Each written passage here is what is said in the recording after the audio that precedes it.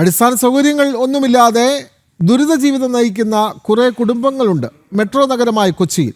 മന്ത്രി പി രാജീവിൻ്റെ മണ്ഡലത്തിൽപ്പെട്ട ഏലൂരിലാണ് 26 കുടുംബങ്ങളുടെ ദുരിത ജീവിതം. വർഷങ്ങളായി താമസിച്ചിരുന്ന ഭൂമി പഞ്ചായത്തിൻ്റെ കൈവശം ആയതിനാൽ ചെറിയ വീടുകൾ ഉണ്ടെങ്കിലും ഇവർക്ക് പട്ടയമില്ല. ഏലൂർ നഗരസഭ 11ാം വാർഡിലെ പഞ്ചായത്ത് കോളനിയാണിത്. 26 കുടുംബങ്ങളിലെ 130 പേർ ഇവിടെ കഴിയുന്നു. യാതൊരു അടിസ്ഥാന സൗകര്യങ്ങളോ ശുചിമുറിയോ ശുദ്ധജലമോ ഒന്നും ഇവർക്കില്ല.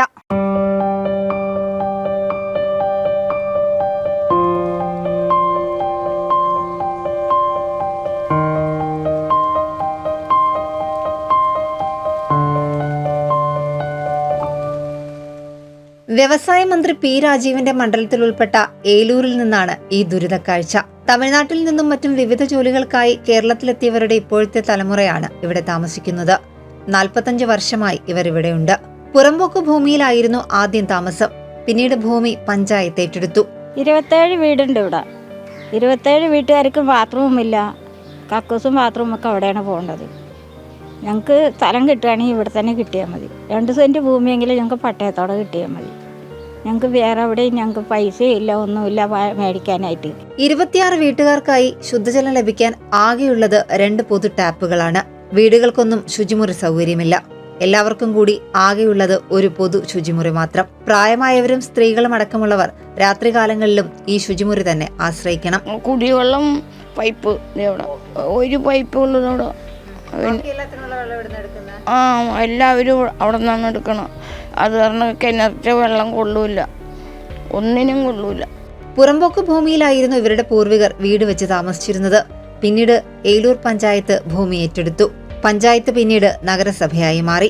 സന്നദ്ധ സംഘടനകൾ ഇവർക്ക് വീട് വെച്ച് നൽകാൻ തയ്യാറായാലും സ്വന്തം പേരിൽ ഭൂമിയില്ലാത്തതാണ് തടസ്സം. സ്വന്തമായി 2 സെന്റ് ഭൂമിയെങ്കിലും ഇവിടെ വേണമെന്നതാണ് ഇവരുടെ ആവശ്യം. ഞാൻ ഏലൂർ നഗരസഭയിലെ 11ാം വാർഡ് കൗൺസിലറാണ്. കഴിഞ്ഞ 45 വർഷമായി എൻ്റെ വാർഡിൽ താമസിക്കുന്ന കുടുംബങ്ങളുടെ അവസ്ഥയാണ് നിങ്ങളിപ്പോൾ കണ്ടത്. ആ പാവപ്പെട്ടവർക്ക് എറണാകുളം ജില്ലയിലെ തന്നെ ഏറ്റവും മോശമായിട്ടുള്ള ഒരു കോളനിയാണ് നിങ്ങളിപ്പോൾ കണ്ടത്. ഈ 45 വർഷം ഇവിടെ താമസിക്കുന്ന 26 കുടുംബങ്ങൾക്ക് സ്വന്തമായിട്ടൊരു ടോയ്ലറ്റ് പോലുമില്ല. ഏലൂർ നഗരസഭയും സംസ്ഥാന സർക്കാരും ജില്ലയുമെല്ലാം ODFI പ്രഖ്യാപിച്ചെങ്കിലും 26 കുടുംബങ്ങളും ഒരു പൊതു ശൗചാലയത്തെ ആശ്രയിച്ചാണ് ഇവിടെ ഇതായിരിക്കുന്നത്. എല്ലാവരെയും പോലെ വോട്ടവകാശമുള്ളവരാണ് ഇവരും. അധികാരികൾ കണ്ണു തുറന്നു കാണണം. മെട്രോ നഗരത്തിൽ ഇങ്ങനെയും ചിലരുണ്ട്.